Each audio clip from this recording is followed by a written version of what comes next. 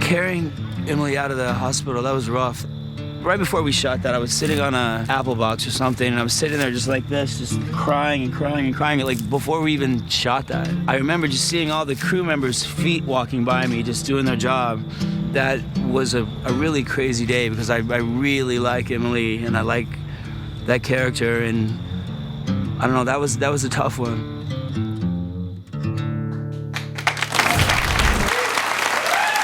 Welcome back. I'm Chris Hardwick. I'm here with Keegan, Robert, and Emily. That was Norman Reedus describing his emotional reaction to the incredibly heartbreaking moment in tonight's episode. What was that scene like to shoot for you? Yeah. When he carried you out? I mean, it was a little scary because, you know, Norman was really upset. We were all really sad, and Norman was really upset, but after a while of doing the scene over and over again, you know, I feel like sometimes Norman would start to drop me.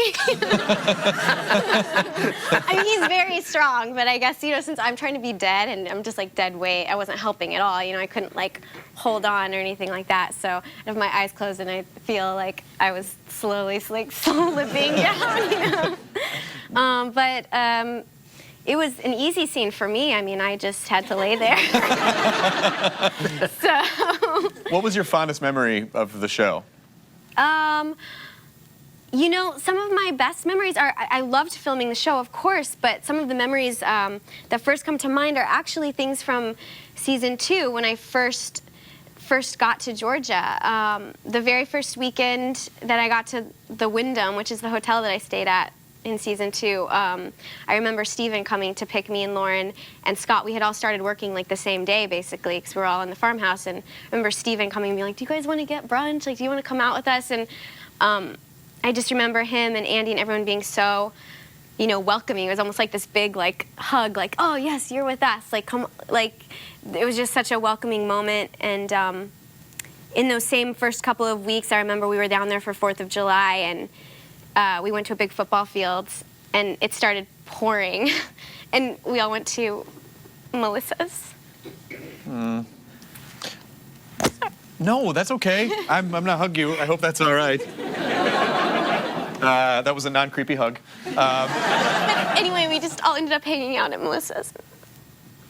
When do you think Beth knew she was going to stab Dawn in the neck? Do you think she made a split-second decision when she asked for Noah? I think it was, you know, yeah, I think it was one of those things where, you know, Beth has been getting stronger this season, and she's been gaining more confidence, and I think it was one of those moments where they did kind of get what they needed, but then she had this moment of, like, overconfidence, you know, where it was like, you get what you want, but then you're like, and I just want just one more thing, and I think that's what, you know, obviously, that wasn't a good decision, but... Well, we have a quick poll that we're going to do. Head to Play Dead and tell us what you guys think. Did Dawn deserve to die? Yes, look at what she did to Beth.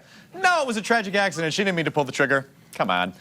Keegan, what do you think? Yeah, she deserves to die. Yes, she deserves to die. Now, I do like the trick that this show does where this show will introduce a character that you immediately are like, that person's a jerk, and then they try to humanize them, but it's like, nah. Now Kirkman's going to go, no, you should have given her a chance. No, but once again, yeah, because I'm turning into Rick, it's strike one and you're done. It's the whole Noah trick at the end. It's like, oh, by the way, just want everyone to understand that I'm in charge. Right. So I'm going to screw up the deal, and I'm in charge. And, yeah. Well, we have 93% of the people who were polled said Dawn definitely deserved to die. I speak for the people. 7% of the people. 7% of the people are dead inside. 7%. There's a bunch of cyborgs out there. We gotta go to a quick break. Coming up, an exclusive sneak peek of the mid-season premiere of The Walking Dead.